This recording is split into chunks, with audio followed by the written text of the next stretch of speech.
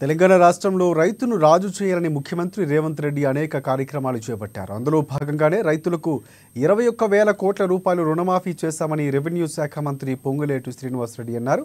ఖమ్మం జిల్లా పాలేరు నియోజకవర్గంలో పర్యటించి పలు అభివృద్ధి కార్యక్రమాలకు శంకుస్థాపన చేశారు.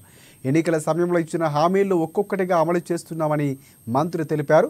ఆనాడు కాంగ్రెస్ పార్టీ అధికారంలో ఉన్నప్పుడు ధాన్యానికి 250 రూపాయలు బోనస్ ఇచ్చిన ప్రభుత్వం ఇందిరమ్మ ప్రభుత్వం అని, అదే తరహాలో ఇప్పుడు కూడా రైతులకు అదే ఇందిరమ్మ ప్రభుత్వం 500 రూపాయలు బోనస్ ఇస్తుందని మంత్రి తెలిపారు. 2800 కోట్ల రూపాయలు రైతు రుణమాఫీని రిలీజ్ చేయడం జరిగింది. అంటే 4 విడతల మీద సంవత్సరం లోపే 28 రోజుల్లోపు ఈ ఇందిరమ్మ రాజ్యంలో రైతులకు 21,000 కోట్ల రూపాయలు రుణమాఫీ చేసిన సంగతి కూడా మీ అందరికీ తెలిసిందే.